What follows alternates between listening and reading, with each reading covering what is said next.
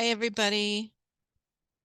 This is Elisa, and I am going to try something new today. I hope it's okay. Today, I will be reading to you Reply to Sairen-bo.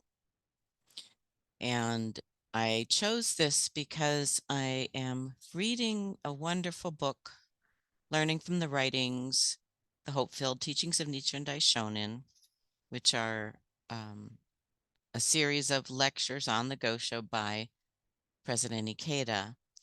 And I was reading this particular one, and it was very encouraging. So this was published, the lecture series was published in 2009 by the World Tribune Press. President Ikeda, lectures on two sections of this Gosho, but I'm going to read you the whole Gosho, as I usually do.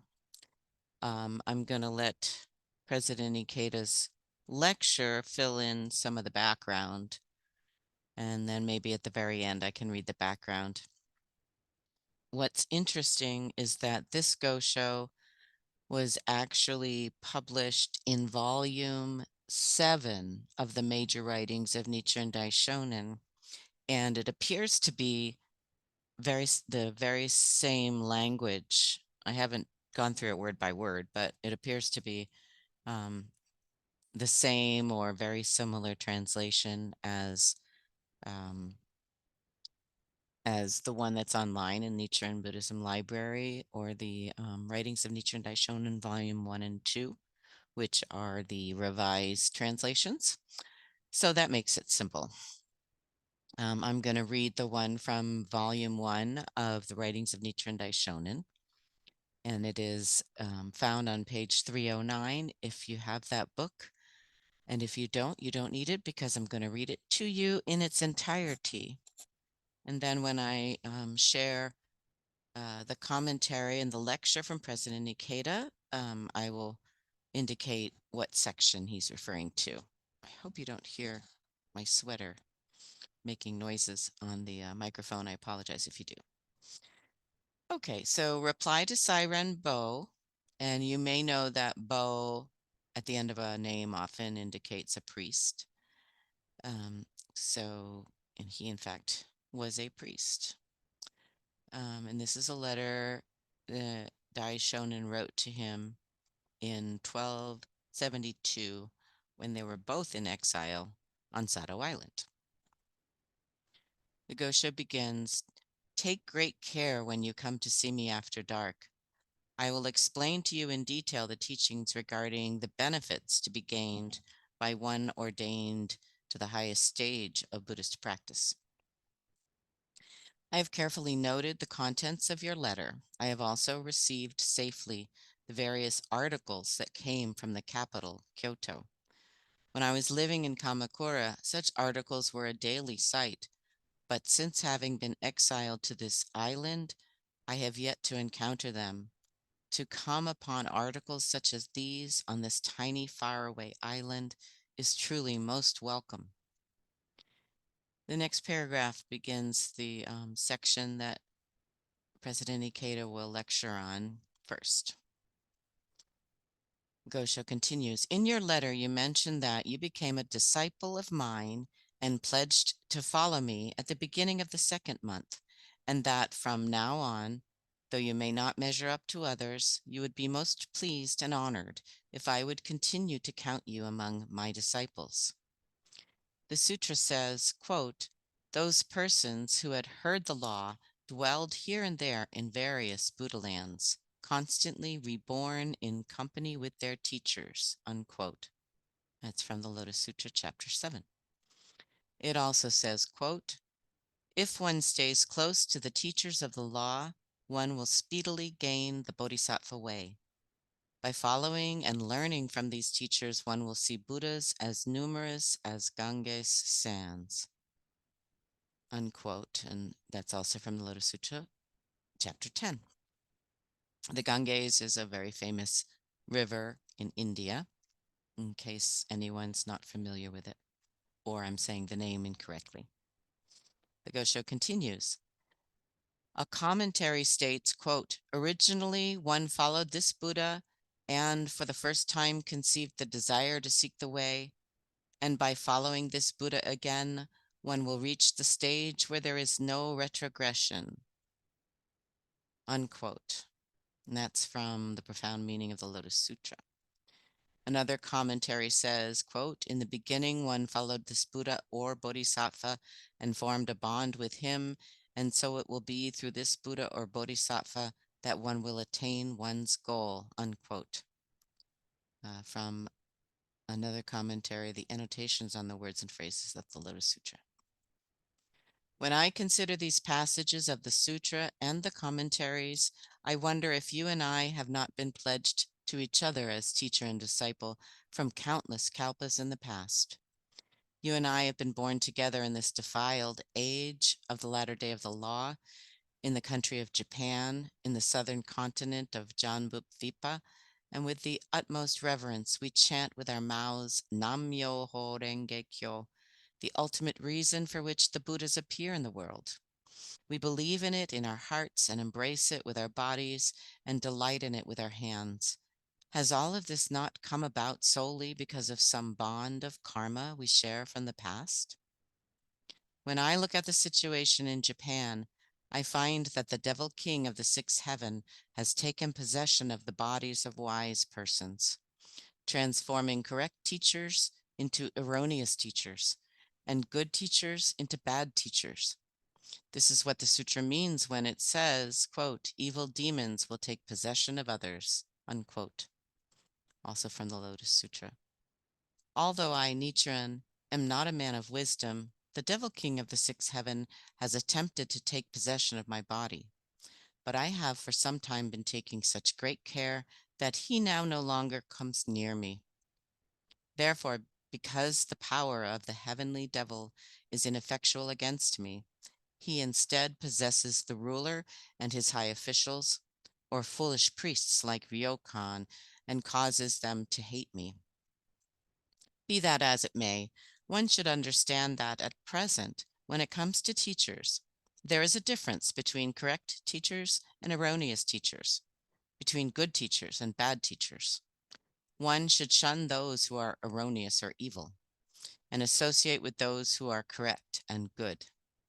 Even if their virtue is known throughout the country, and their wisdom is as bright as the sun and moon, one should recognize that teachers who slander the Lotus Sutra are evil teachers and erroneous teachers, and refrain from approaching them. The sutra warns us on this point, quote, if there are slanderers of the law, one should not dwell with them. If one draws near them and dwells with them, one will be bound for the Avicii hell, unquote. That comes from the 10 Kinds of Wheels Sutra. No matter how honest and upright you may be, or how you may strive to be known as a worthy person in the secular or the religious world, if you associate with evil persons, then as a natural result, you will find that in 2 or 3 instances out of 10, you are following their teachings, and in the end too, you will become an evil person.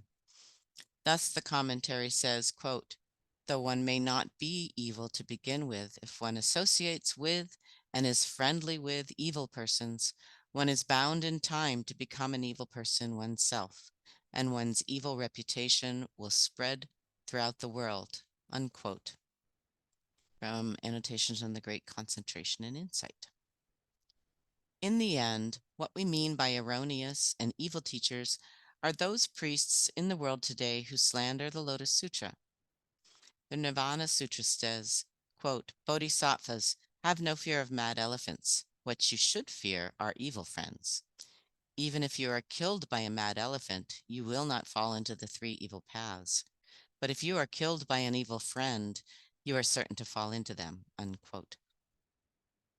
The Lotus Sutra says, quote, in that evil age, there will be monks with perverse wisdom and hearts that are fawning and crooked, unquote. As I have pointed out so many times in the past, when teachers such as Shan Wu Wei, Qing Kan Chi, Bodhidharma, Huiko, Shantao Honen, Kobo of Toji, Chisho of Onjoji, Chikaku of Mount Hiei, or Ryokan of Kanto. Read the golden words, quote, honestly discarding expedient means, and it continues, I will preach only the unsurpassed way, unquote, which is from, of course, the Lotus Sutra, Volume 2, Chapter 2.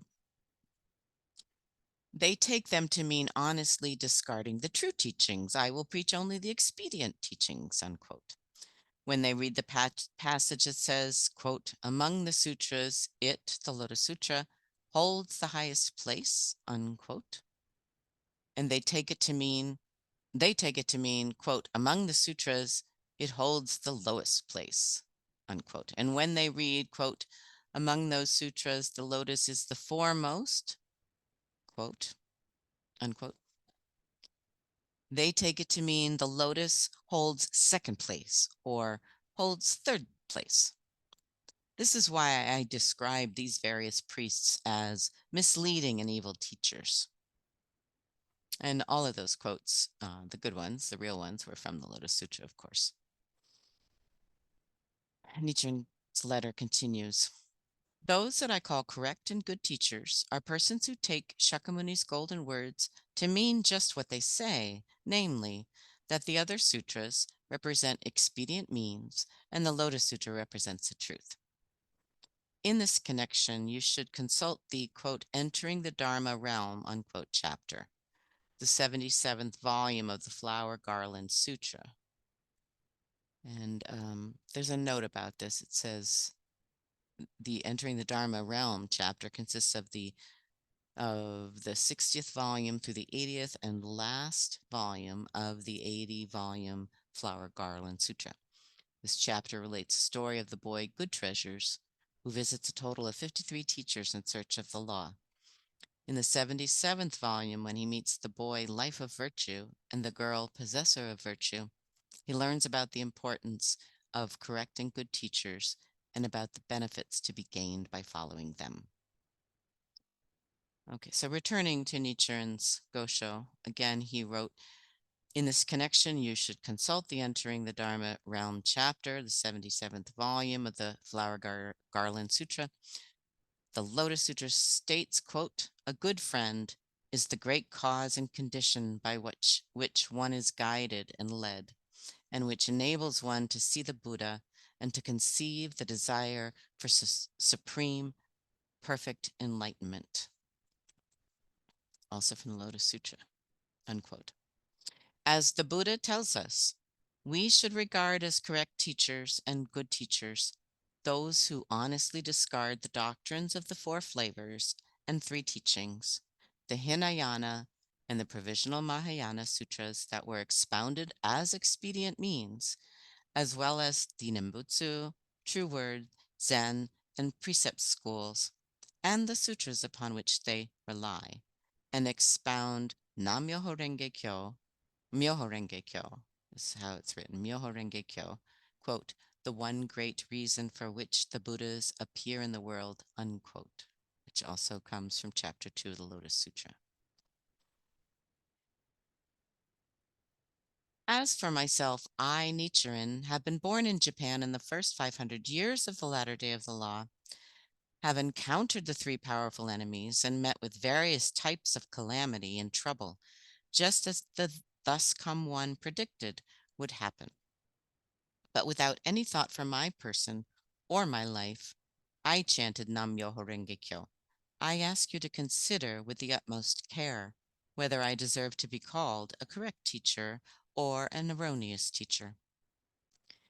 Each of the proponents of the various schools I have mentioned above declares that he, beyond all others, has grasped the meaning of and is practicing the Lotus Sutra. But none of them have been exiled to the province of Izu, as I was in the Kocho era, or exiled to the island of Sado, as I was in the Bunei era, or been led to the place of decapitation at Tatsunokuchi, or faced the countless other difficulties that I have. If the sutra passage that predicts such difficulties, are true, then you should realize that I am the correct teacher, the good teacher, and that the scholars of the other schools are all erroneous teachers and evil teachers. In addition to these, there are a great many other passages in the sutras and treaties that make clear the distinction between these two types of teachers, the good and the bad. But I am sure you are already familiar with them, so I will not go into them here. Just checking to see where the other passage starts. So day and night I ponder the important doctrines. So that's where the second passage that Sensei lectures on will start. We haven't gotten there yet.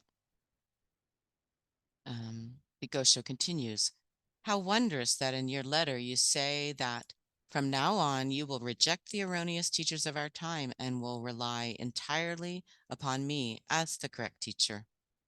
When the thus come one Shakyamuni, our original teacher, appeared in the world in order to expound the Lotus Sutra, the Buddhas and Bodhisattvas of the other worlds, like shadows and echoes, came forth and assisted him in his efforts to spread the teachings.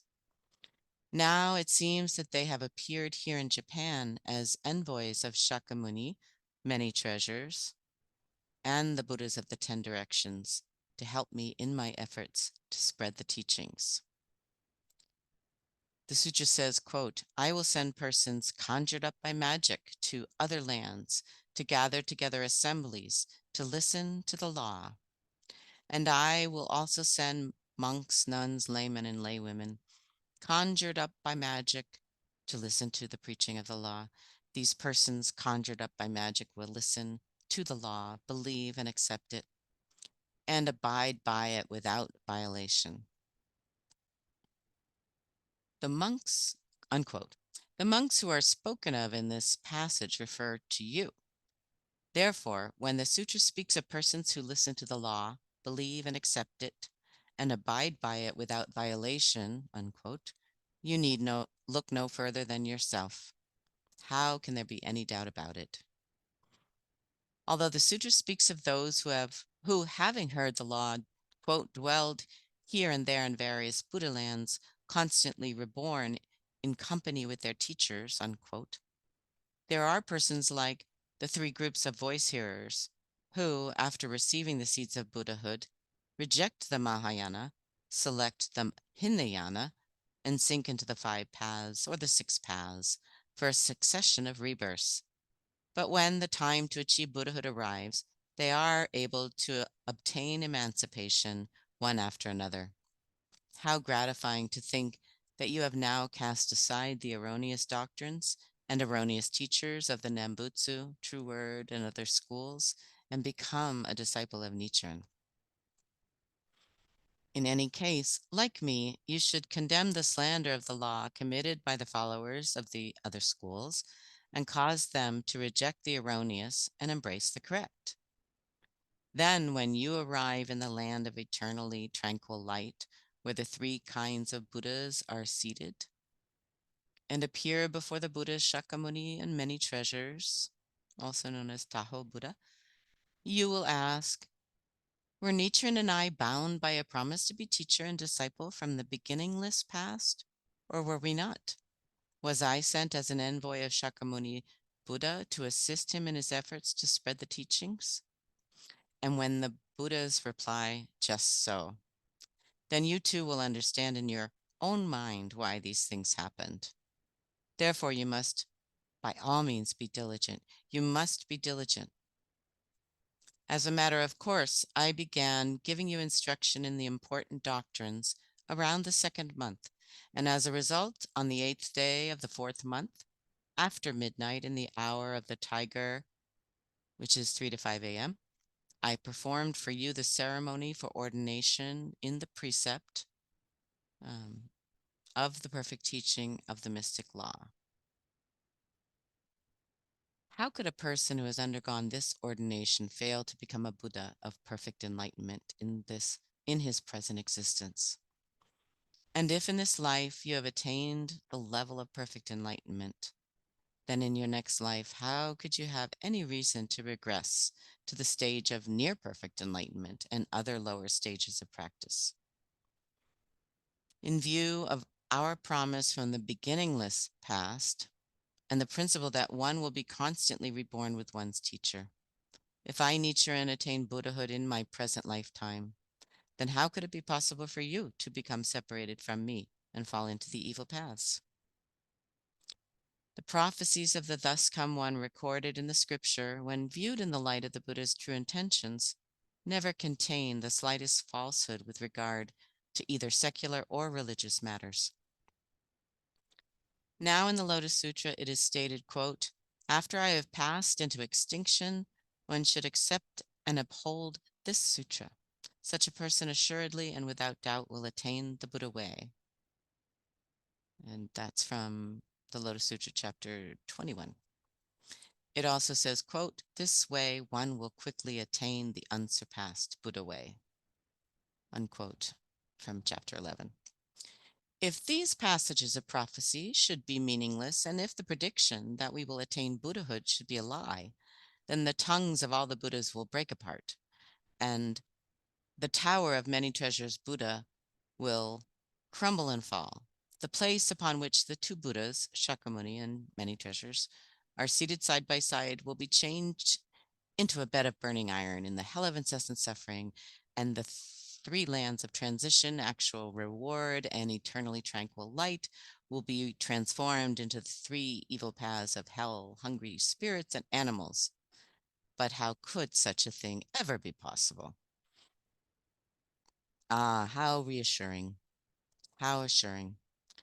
If we continue to think in this way, then, though we may be exiles, we have cause to be joyful in both body and mind. So day and night I ponder the important doctrines. I believe this is the beginning of the second part that President Ikeda will lecture on. So day and night I ponder the important doctrines, and hour by hour, moment by moment, I savor the principle that allows us to attain Buddhahood. And because I pass the time in this fashion, though months and years go by, it does not seem long at all, and the hours that have elapsed do not seem like many. It is similar to the case described in the sutra when the two Buddhas, Shakyamuni and many treasures, seated side by side in the treasure tower, nodded in approval over the wonderful principles of the Lotus Sutra. And although 50 small kalpas had elapsed, because of the supernatural powers of the Buddha, it seemed to the great crowd assembled there like no more than half a day. And this scene is described in chapter 15 of the Lotus Sutra. Among all the persons since the beginning of our present kalpa who have incurred the wrath of their parents or their rulers and have been exiled to distant lands, there can be none who overflow with joy as we do. Therefore, wherever we dwell and practice the single vehicle, that place will be the capital of eternally tranquil light. And without having to take a step, those who are our disciples and lay supporters can view Eagle Peak in India, and day and night will go to and from the land of eternally tranquil light that has existed for all time. What a truly inexpressible joy it is. So delightful is the thought that I will now make a promise to you. If you should be released quickly from exile and return to the capital, although the Lord of Kamakura may continue to refuse to pardon Nichiren, I will call upon the heavenly deities, and when I have returned to Kamakura, I will write to you in Kyoto. The Lord of Kamakura at that time was Hojo Tokimuni. If I should be pardoned first and return to Kamakura, I will call upon the heavenly gods to make certain that you are able to return home to the capital. With my deep respect, Nichiren, the 13th day of the 4th month. Reply to Sairen-bo. Okay, so I'm going to share from the lecture by President Ikeda before reading the background of this Gosho. I hope that's okay. I think you'll get a lot of the background from his lecture. President Ikeda wrote, "The bonds of mentor and disciple in Buddhism are eternal, extending across the three existences, past, present, and future. This is because both mentor and disciple dedicate their lives to the original wish deep in their hearts to widely propagate the mystic law for the benefit of all people. This original wish is the great desire or vow of the Buddha, and it serves as the driving force behind the altruistic practice of bodhisattvas. Mentor and disciple in Buddhism are comrades in a shared struggle who devote themselves to fulfilling their vow to guide all humanity to happiness. In the letter we are studying this time, Reply to Sairen-bo, Nichiren Daishonin clarifies that he and Sairen-bo, whom he had met during his exile on Sado Island, share an eternal bond of mentor and disciple from countless kalpas in the past. Reply to Sairen-bo is thought to have been composed on April 13th, 1272. For reasons unclear, Sairen-bo, a learned priest of the Tendai school of Buddhism, had also been exiled to Sado. He was already there when Nichiren arrived toward the end of 1271. Sairen-bo met Nichiren and subsequently converted to his teachings in February 1272. Sairen-bo also appears to have encountered persecution because of his association with Nichiren, who had incurred the enmity of the government and lived under constant threat of attack by Pure Land or Nembutsu believers and others. The Daishonin begins this letter by urging Sairen-bo to exercise caution, saying, "Take great care when you come to see me after dark." These words reflect Nichiren's sincere concern for Sairen-bo's safety. Nichiren had just been transferred from Sukahara to Ichinosawa earlier that same month, and it seems that the local official under whose custody he had been placed was initially extremely antagonistic toward him. Speaking of this in another writing, Nichiren states, "The head man treated me with greater malice than if I had been a lifelong enemy of his parents or a foe from some previous existence," unquote, which was in letter to the lay priest Ichinosawa. Also, the area abounded with people looking for any opportunity to kill him, meaning Nichiren. As Nichiren's disciple, Sairen-bo also ran the risk of encountering such adversities, but his spirit to seek the Daishonin's teachings never wavered. He knew the joy of having found and of receiving instruction from the correct teacher. For that reason, he could endure any hardship. Nichiren was undefeated by his exile to an inhospitable land where he was exposed to the elements year-round and never knew which day might be his last. We can well imagine that Nichiren's steadfast perseverance in the struggle to refute the erroneous and reveal the true inspired Sairen-bo and heightened his elation in having chosen to live as Nichiren's disciple. Others who became Nichiren's followers on Sado, such as the lay priest Abutsubo and his wife, the lay nun Sennichi, and the lay priest and lay nun of Ko, demonstrated the same unwavering spirit as Sairen-bo. Considered from a secular standpoint, it would have been safer not to go anywhere near Nichiren, who is kept under close watch by the government and targeted for attack by Pure Land believers. But the joy of encountering a great teacher and struggling together with him completely outweighed any fear or misgivings about facing persecution themselves. Through overcoming hardships alongside him, Nichiren's disciples on Sado came to appreciate deeply that no way of life was more profound than striving with the same spirit as one's mentor for the sake of Buddhism. Having come into direct contact with Nichiren's immense spirit, his expansive state of life, and the depth of his character and integrity, they must have been genuinely happy to support and assist this truly great teacher of the law. By practicing Buddhism as taught by a teacher who has overcome immense persecution and who embodies the law, we can experience the true power of the Buddha and the power of the law in our own lives. Disciples who could recognize what a precious, priceless treasure this teaching is appeared on Sado, Nichiren's place of exile. And so in the book with Sensei's lecture, it repeats the segment of the Gosho that begins in your letter. You mentioned that you became a disciple of mine, and ending with, has all of this not come about solely because of some bond of karma we share from the past? Sensei continues, the path of a disciple. Sairen-bo always maintained a sincere seeking spirit and faith. Nichiren Daishonin writes to him, quote, "You mentioned that, ... though you may not measure up to others, you would be most pleased and honored if I would continue to count you among my disciples," unquote. As we can glean from this, Sairen-bo regarded it as an unequaled source of fulfillment to be considered Nichiren's disciple, and was deeply committed to remaining true to the path he had chosen to walk with his mentor.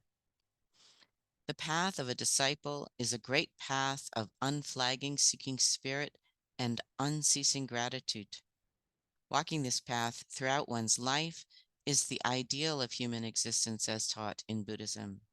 To deviate from it can lead one to fall into a misguided path of arrogance and ingratitude.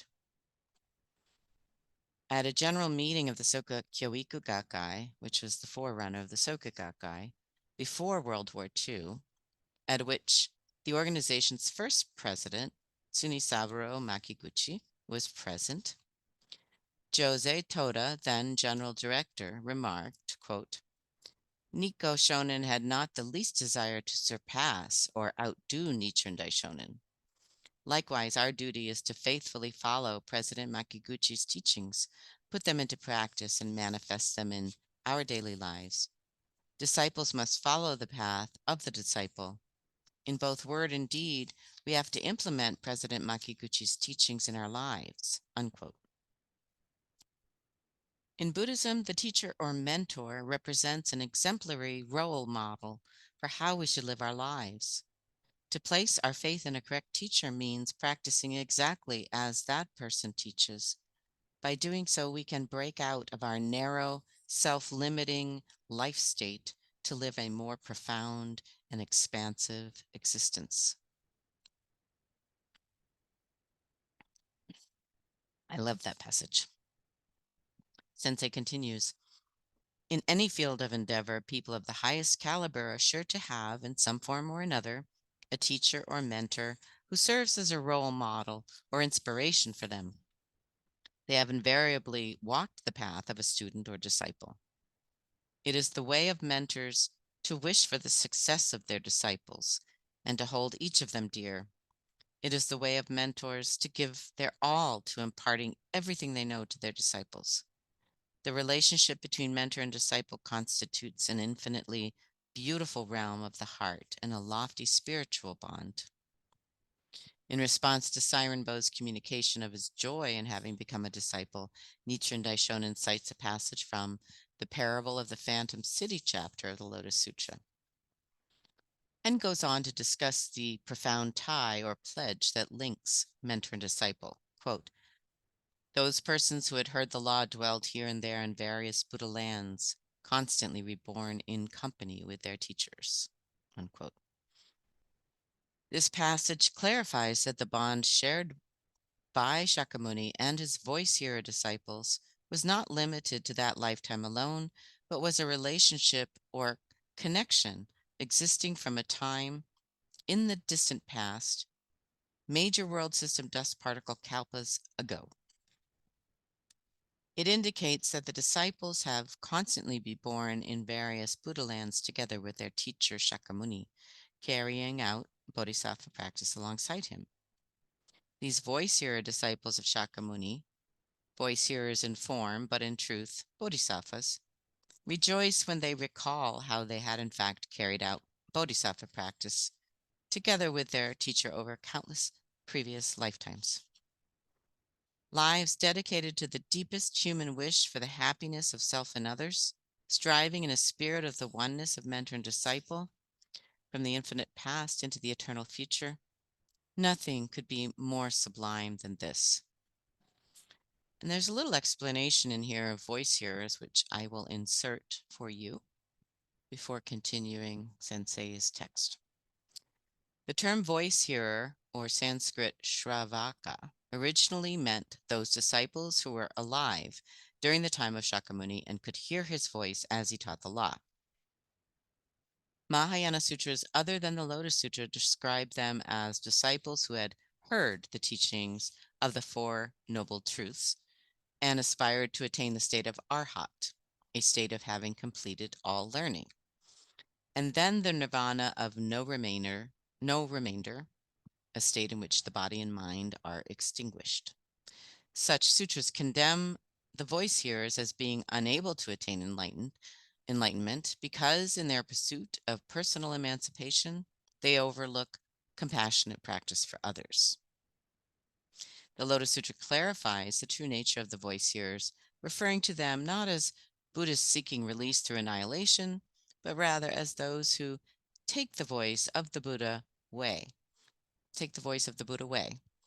and cause it to be heard by all. The Lotus Sutra predicts that they too will attain enlightenment. In the doctrine of the 10 worlds, the 7th world is the realm of the voice hearers, also known as the world of learning.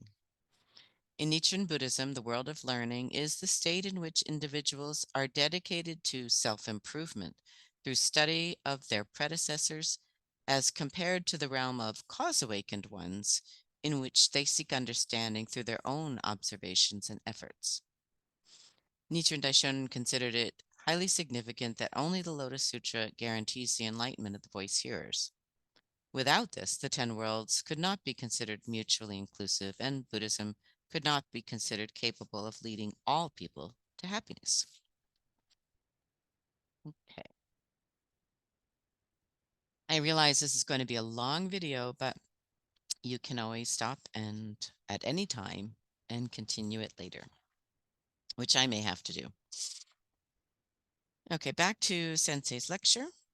Next, Nichiren cites a passage from the Teacher of the Law chapter of the Lotus Sutra, which explains that to follow and learn from a teacher will bring one to see Buddhas as numerous as the sands of the Ganges River, unquote. Oh, that wasn't a quote, sorry. That is to say, it is the path of eternal happiness. Nichiren also cites the words of the great teachers Qian Tai and Miao Lo of China, which underscore the importance of following the path of mentor and disciple if one hopes to attain the Buddha way. Based on these passages from the sutra and related commentaries, he says to Sairen-bo, quote, I wonder if you and I have not been pledged to each other as teacher and disciple from countless kalpas in the past, unquote. He thus suggests that they share deep karmic ties as mentor and disciple. The bond of the mentor-disciple relationship in Buddhism is forged by a pledge that continues over the 3 existences, past, present, and future. Whoa, that's deep. I say that again. The bond of the mentor-disciple relationship in Buddhism is forged by a pledge that continues over the 3 existences of past, present, and future. Next, Nichiren says, quote, you and I have been born together in this defiled age of the latter day of the law, unquote. Although the statement is addressed specifically to Sairen-bo, we can read it to include all of us, precisely because this is the defiled age of the latter day of the law, a time of unprecedented spiritual pollution and confusion. Everyone in the depths of his or her life seeks the great teaching of hope of the mystic law. In that sense, the latter day is the time for the propagation of this ultimate law that can free people from suffering at the most fundamental level and lead them to genuine happiness. In Nichiren Buddhism, the promise of mentor and disciple means being born together in the same world in this latter age of the widespread propagation of the law and chanting and teaching others about Nam-myoho Renge Kyo, the supreme teaching of Buddhism and the ultimate reason for which Buddhas appear in the world. What a noble and glorious promise this is. And we dedicate our lives to propagating the mystic law in this way, Nichiren says, as a result of, quote, some bond of karma we share from the past, unquote, stretching back immeasurable kalpas ago. What a profound and powerful spiritual bond we share. Let's dedicate ourselves to fulfilling the promise of mentor and disciple and advance together for Kozen Rufu. If we stay true to this promise from the remote past, we will without a doubt savor a lofty state of life and make our way triumphantly on the path of our mission, forever as bodhisattvas of the earth and forever in rhythm with the mystic law. Then Sensei lectures next on the passage from this Gosho that begins, when I look at the situation in Japan, I find that the devil king of the sixth heaven has entered the bodies of wise persons, and concludes with the passage, one should recognize that teachers who slander the Lotus Sutra are evil teachers and erroneous teachers and refrain from approaching them. President Ikeda's lecture continues.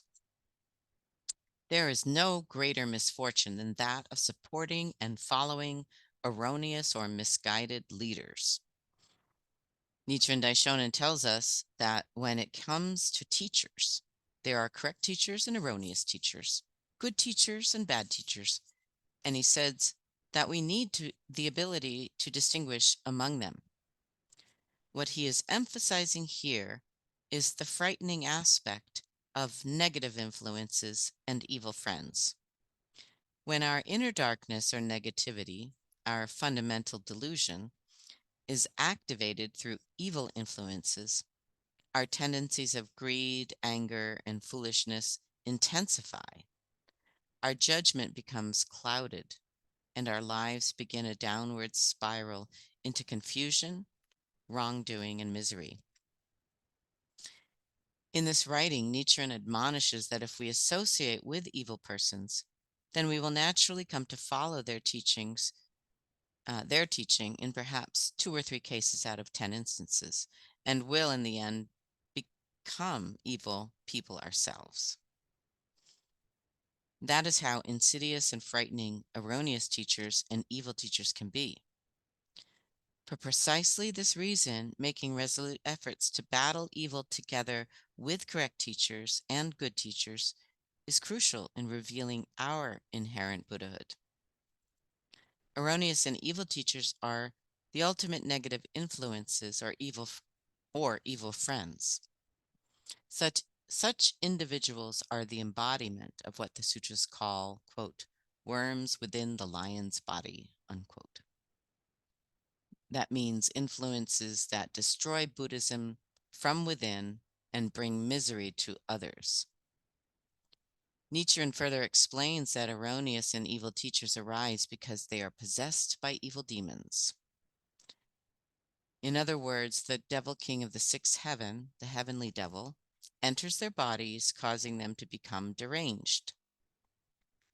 References to the devil king of the sixth heaven entering a person's body simply mean that their own fundamental darkness has been activated. Fundamental darkness refers to the fundamental ignorance of the law, which manifests as not believing in, doubting, and disrespecting the law. This darkness or negativity is activated in our lives when our faith becomes clouded, our practice weakens, and we cease to feel the power of the Buddha and the power of the law on account of such things as, for example, becoming attached to erroneous teachings or obsessed with a selfish desire for fame and fortune. In this writing, based on the principle of evil demons possessing one's body, Nichiren teaches that the devil king of the sixth heaven may possess the bodies of even people of wisdom. He also states that the devil king has tried to take possession of his own body. We can read this as a warning that we mustn't underestimate the devilish functions that pervade the universe. But he indicates that he is now impervious to the Devil King, saying, quote, I have for some time been taking such great care that the Devil King of the sixth heaven now no longer comes near me. Consequently, the power of the heavenly devil is ineffectual against me, unquote. His assertion, I have for some time been taking such great care, means that he has been prepared for an onslaught of obstacles and devils, and that he has made and upheld a vow to triumph over them without fail. In this way, Nichiren teaches us that we can definitely beat devilish functions if we are firmly resolved to do so. Oh, thank goodness. All right, we can definitely beat devilish functions if we are firmly resolved to do so. Got it. Sensei continues, who then are correct and good teachers? What are their essential qualities? Nichiren Daishonin's criteria are perfectly clear. They are teachers who battle the three powerful enemies and who chant and propagate the mystic law without begrudging their lives. Correct teachers are those who will stand up to evil and injustice to protect the people. In reply to Sairen-bo, Nichiren clarifies that the decisive criterion distinguishing good teachers from bad is ultimately their ability to defeat the Devil King of the sixth heaven. True Buddhist teachers set an example of personally battling and triumphing over devilish functions. Those who not only overcome devilish functions in their own lives, but also strive to teach and show all people how they can surmount such obstacles are true teachers in Buddhism. True teachers in Buddhism. By contrast, individuals who easily give in to devilish functions, no matter how wise or virtuous they might appear, will end up slandering the law, showing hostility toward the practitioners of the Lotus Sutra, and destroying Buddhism. Nichiren unequivocally declares that teachers who try to pass themselves off as having a profound understanding of Buddhism, while never having battled hardships and obstacles themselves, are all erroneous teachers. Whereas he himself, having encountered repeated attacks and repression, is a genuine teacher of the law. Conquering obstacles and devils and embodying the law are key qualifications for correct and good teachers who can connect people directly to the law through the example of their own behavior. Such teachers may be described as correct in terms of the truth of the law they uphold, and good in terms of their compassion to transmit the law to others and to impart benefit in the form of removing suffering and bringing joy, which is a quote from Yonggi Kuden. Here, let's confirm the three main qualities of a correct and good teacher found in this writing. So before I go on to that section, there's another little pull-out explanation on the Devil King of the Sixth Heaven, which is interesting and informative. In Buddhism, devils, or Sanskrit Mara, represent the destructive impulses and represent the destructive impulses that obstruct a person's Buddhist practice. I have those. Mara is also the name of the Devil King who attempts but fails to prevent Shakyamuni from attaining Buddhahood and from teaching others the nature of that enlightenment. The Devil King of the sixth heaven is considered the ruler of the heaven of freely enjoying things conjured by others, which is another way of saying he represents power gained through abuse of authority and subordination of the weak. Since the Lotus Sutra is a teaching of freedom and self-empowerment of the most profound degree, the Devil King seeks to interfere with its development, practice, and propagation. The Devil King is also considered a manifestation of fundamental darkness inherent in life. In Nichiren Buddhism, the fundamental darkness is a state of delusion in which one denies or is ignorant of the essential truth, namely that Nam-myoho Renge Kyo is one's own life. Nichiren Daishonin states, quote, "Both good and evil are inherent even in those at the highest stage of perfect enlightenment. The fundamental nature of enlightenment manifests itself as the protective forces Brahma and Chakra, whereas the fundamental darkness manifests itself as the Devil King of the sixth heaven," unquote. And that's from the Treatment of Illness, which we might have done that Gosho already in this series. I can't remember. And it just finishes up with one little paragraph. Fundamental darkness is not destroyed by Buddhahood, nor is Buddhahood destroyed by fundamental darkness, since life at every moment possesses each of the 10 worlds from hell to Buddhahood. Instead, the continued practice of Buddhism in the face of obstacles establishes Buddhahood as the dominant life condition, thus minimizing the influence of the Devil King. All right, so I'm going to read a little bit. I'm going to read that part that we stopped at, and then I think we might go to another video because this is going on pretty long. So, but let me get these last few paragraphs in from Sensei's lecture. Here, let's confirm the 3 main qualities of a correct and good teacher as found in this writing. Such a teacher must be 1, a person of wisdom, who sees through the devilish nature, that is, the fundamental evil inherent in human life, and who reveals the mystic law, that is, the fundamental good. 2, a person of courage, whose life is dedicated to the correct teaching of Buddhism, and who continues fighting against evil without being led astray by the devilish nature.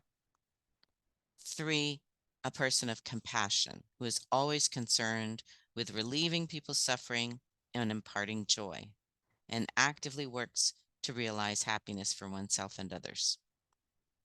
Once people have found or encountered such a correct and good teacher, all that remains for them to do as disciples is to rise up together with their teacher and earnestly contribute to Kozen Rufu, as well as to battle resolutely against any negative forces that seek to obstruct that great objective. In reading the letters Nichiren addressed to Sairen-bo, we find many passages in which he calls on his disciple to join him in the struggle for Kozen Rufu.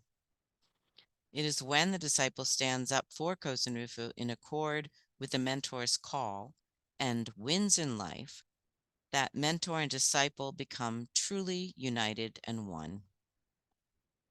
The lives of mentor and disciple resonate in harmony with one another, and the power of the Buddha and the power of the law pulse in the life of the disciple.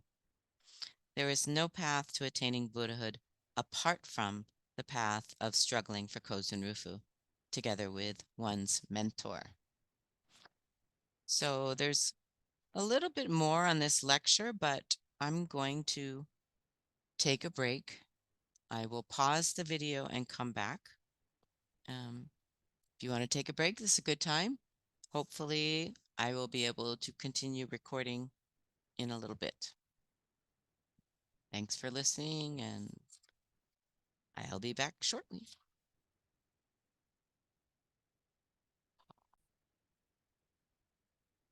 Oh, I think that worked. Okay, good. I had to get some water before I started this. I was reading some poems to my mom over the phone. She's very near the end, and she loves poetry. She can't really talk, but she can hear. And so I think I got a little dehydrated. Mary Oliver poems, by the way, beautiful poems. So anyway, I thought that I would interrupt here since President Ikeda made reference to some of the other letters addressed to Sairen-bo, that I would read the background because it talks about the other writings that Sairen-bo got.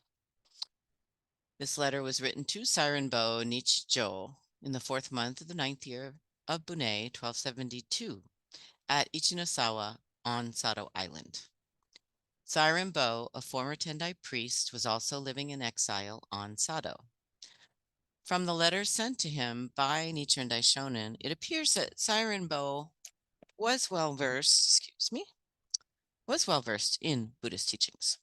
The Daishonin, on receiving the government's pardon, left Sado and moved to Manobu. Somewhat later, Sairen-bo was also pardoned, whereupon he returned to his native Kyoto. He received a number of important writings from the Daishonin, including The Heritage of the Ultimate Law of Life and The True Aspect of All Phenomena. Both wonderful goshos that we should cover if I haven't already. In this letter, the Daishonin expresses his heartfelt gratitude for the various articles from Kyoto that Sairen-bo had sent to him as offerings. For an exile such as Sairen-bo, these articles must have been exceedingly precious. The Daishonin also refers to a letter that Sairen-bo had sent him. In this letter, Sairen-bo explained that he had pledged near the beginning of the 2nd month to follow the Daishonin, and he expressed his desire to be considered one of the Daishonin's disciples. With regard to Sairen-bo's recent pledge to become his disciple, the Daishonin quotes from the Lotus Sutra and its commentaries to illustrate the profound relationship between teacher and disciple. He then states that one should discard evil teachers and follow good ones. He reveals that he himself is the true and correct teacher for the latter day of the law, and declares that Sairen-bo was born in order to aid him in his efforts, thereby encouraging his disciple to exert himself in Buddhist practice. The Daishonin reveals the great benefits to be gained by observing the precept of the perfect teaching, in other words, faith in the mystic law. And he tells Sairen-bo that although they may both be exiles, in the future they are sure to attain Buddhahood, and that therefore he feels great satisfaction and joy. In conclusion, the Daishonin encourages Sairen-bo by suggesting that they are both likely to be pardoned soon, which in fact did happen. So that was the background to the Gosho in Volume 1 of the Writings of Nichiren Daishonin. And now I'm going to return to the last segment of President Ikeda's lecture. And I'll just read the passage of the Gosho that he's going to be talking about. It's just 2 paragraphs. So day and night I ponder the important doctrines, and hour by hour, moment by moment, I savor the principle that allows us to attain Buddhahood. And because I pass the time in this fashion, though months and years go by, it does not seem long at all, and the hours that have elapsed do not seem like many. It is similar to the case described in the sutra when the 2 Buddhas, Shakyamuni and Many Treasures, seated side by side in the treasure tower, nodded in approval over the wonderful principles of the Lotus Sutra.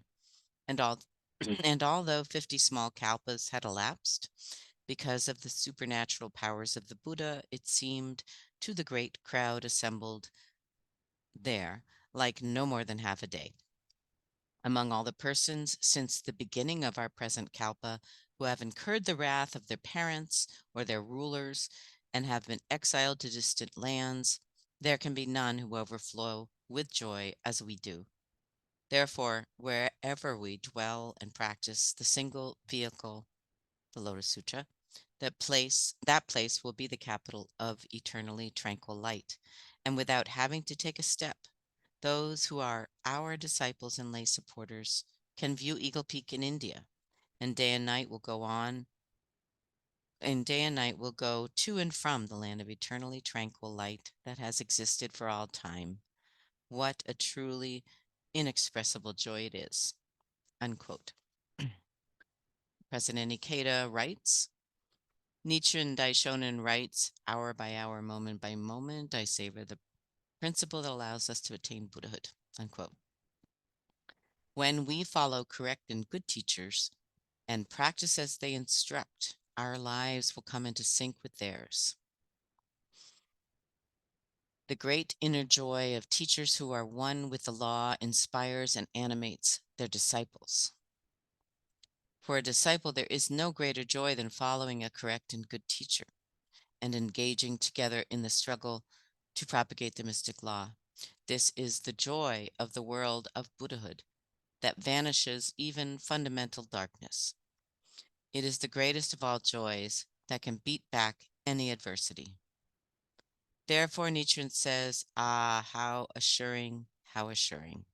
And, he says, if we continue to think in this way, then, though we may be exiles, we have cause to be joyful in both body and mind. Unquote. He is expressing that even amid great persecution, it is possible to savor a state of life overflowing with the boundless joy of the law. The teaching of the mystic law is passed from mentor to disciple when the disciple summons up the courage to propagate that teaching with a lion's roar echoing the vow of the mentor. The 20-line verse section of the Encouraging Devotion chapter of the Lotus Sutra, which describes the three powerful enemies of Buddhism, is a lion's roar of bodhisattvas vowing to propagate the Lotus Sutra even at the risk of intense persecution. Nichiren says with regard to this lion's roar, Japanese shishiku, quote, the first shi of the word shishi, or lion, which means teacher, is the wonderful law that is passed on by the teacher.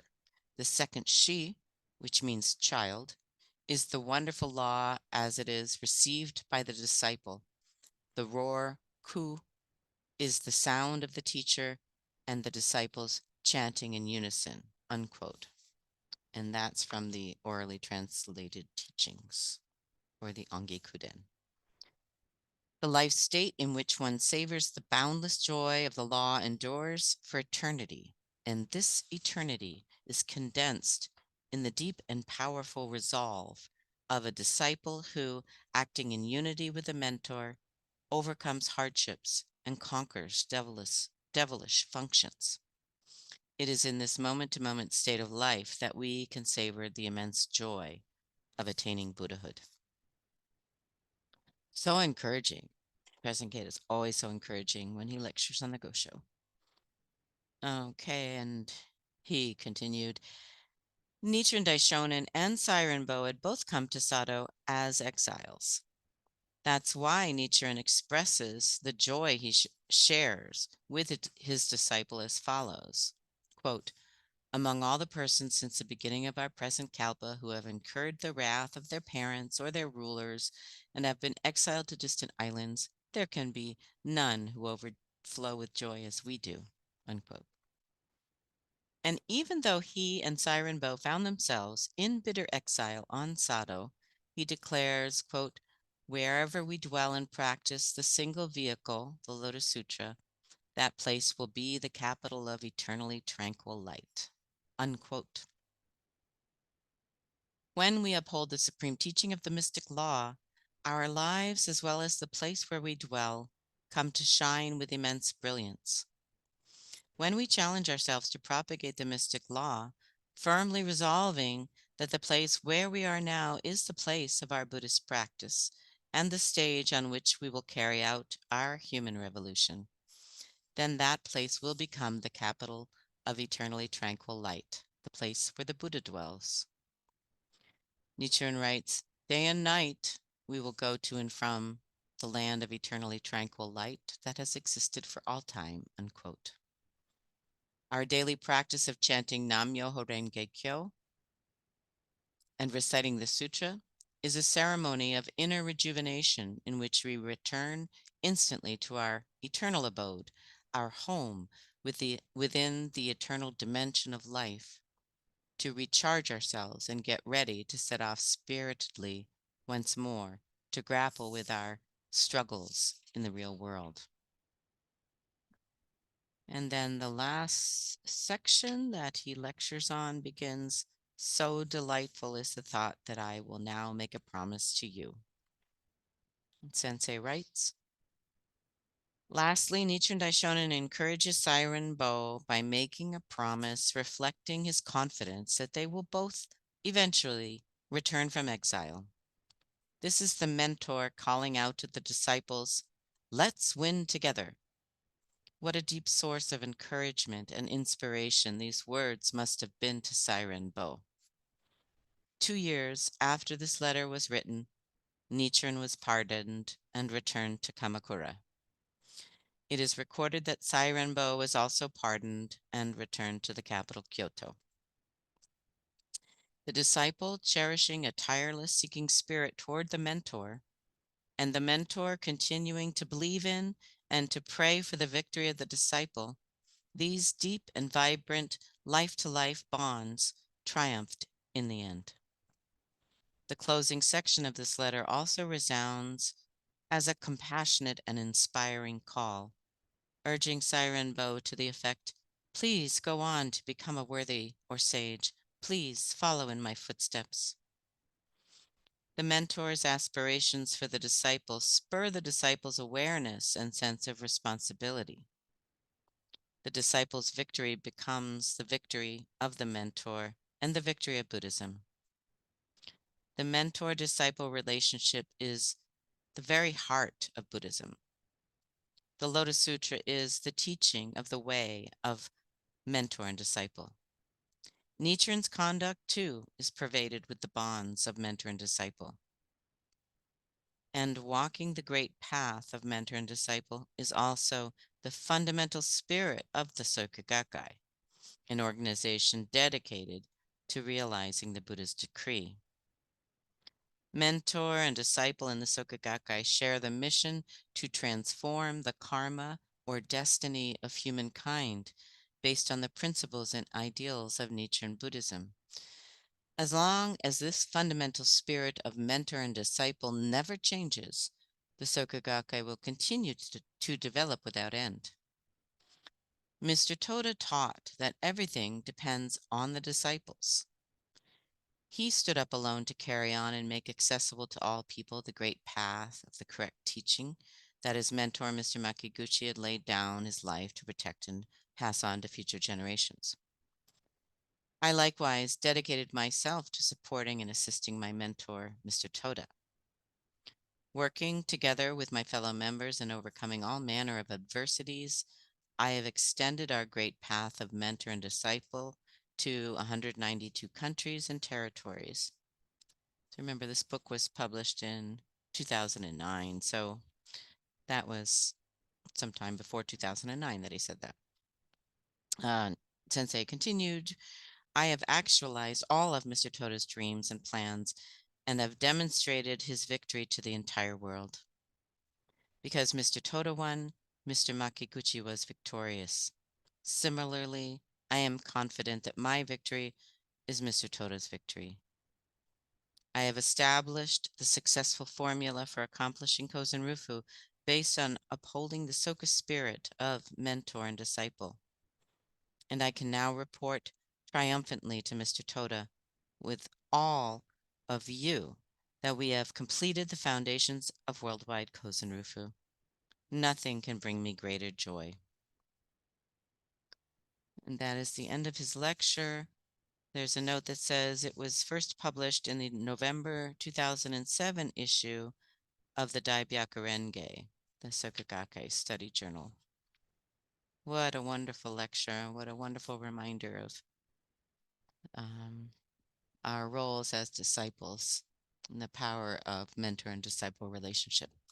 Thank you for listening to this Readings of the Gosho by Elisa. I'm Elisa. I appreciate you listening, and I hope it was informative and enlightening for you and helpful in some way. If you'd enjoyed it, please give it a thumbs up and like and subscribe to the channel. I don't put out a lot of videos, so you won't be inundated.